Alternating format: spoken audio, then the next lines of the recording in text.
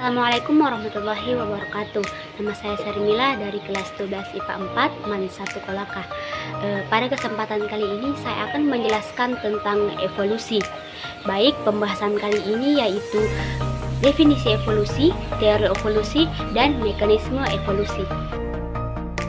Evolusi adalah cabang biologi yang di dalamnya mempelajari tentang asal-usul dan sejarah makhluk hidup serta hubungan genetik antara makhluk hidup satu dengan yang lainnya.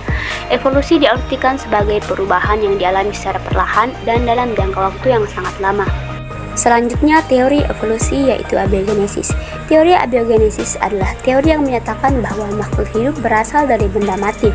Seorang ahli filsafat dan ilmu pengetahuan Yunani kuno yaitu Aristoteles pada 384-322 sebelum Masehi, lebih dari 2000 tahun yang lalu mengemukakan konsep bahwa kehidupan berasal dari benda mati. Dari penelitian Aristoteles tentang hewan-hewan yang hidup di air, ternyata ikan-ikan tertentu melakukan perkawinan kemudian bertelur. Selanjutnya, teori abiogenesis juga dianut oleh John Needham, yaitu seorang ilmuwan Inggris yang melakukan penelitian dengan merebus kaldu dalam wadah selama beberapa menit, lalu memasukkannya dalam botol dan ditutup dengan gabus. Setelah beberapa hari, ternyata muncul bakteri dalam kaldu tersebut. Oleh karena itu, Needham menyatakan bahwa bakteri berasal dari kaldu. Selanjutnya, pada abad ke-17, Antony van Leeuwenhoek berhasil membuat mikroskop. Dengan menggunakan mikroskop, ia menemukan adanya benda-benda yang sangat kecil dalam setetes air rendaman jerami. Penemuan Leeuwenhoek ini menumbuhkan kembali semangat para peneliti lain untuk membuktikan teori abiogenesis bahwa makhluk hidup berasal dari benda mati. Masuk ke teori evolusi biogenesis. Teori biogenesis adalah teori yang menyatakan bahwa makhluk hidup berasal dari makhluk hidup lain. Teori pertama berasal dari Francesco Redi pada tahun 1626 sampai 1698. Seorang dokter Itali, merupakan orang pertama yang melakukan penelitian untuk membantah teori abiogenesis. Ia melakukan serangkaian penelitian menggunakan daging segar. Redi memperhatikan bahwa ulat akan menjadi lalat dan lalat selalu terdapat tidak jauh dari sisa-sisa daging. Percobaan Redi membuktikan bahwa makhluk hidup tidak begitu saja berasal dari benda mati, tetapi semua makhluk hidup terbentuk oleh makhluk hidup juga.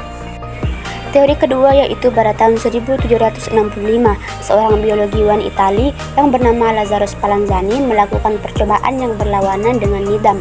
Dari percobaan yang dilakukannya, Spallanzani menyimpulkan bahwa timbulnya suatu kehidupan hanya mungkin jika ada suatu bentuk kehidupan sebelumnya. Mikroorganisme yang terdapat dalam kaldu percobaan timbul karena adanya mikroorganisme yang tersebar di udara. Selanjutnya, seorang ahli kimia dan mikrobiologi Perancis bernama Louis Pasteur pada tahun 1864 melakukan percobaan menggunakan tabung berleher angsa.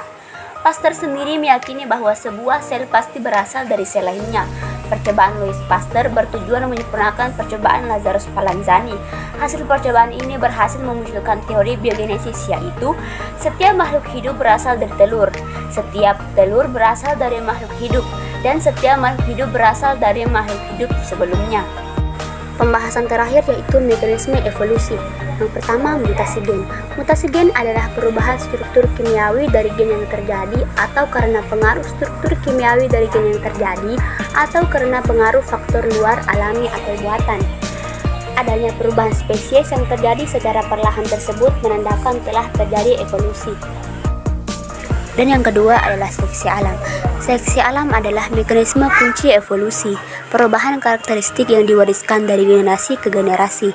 Contohnya pada jerapah, mulanya berleher pendek, namun karena letak makanan jerapah yang tinggi, leher mereka akan ikut meninggi atau memanjang karena digunakan untuk menggapai makanan mereka. Perubahan panjang leher ini akan diwariskan ke keturunannya. Sekian dari saya. Wassalamualaikum warahmatullahi wabarakatuh.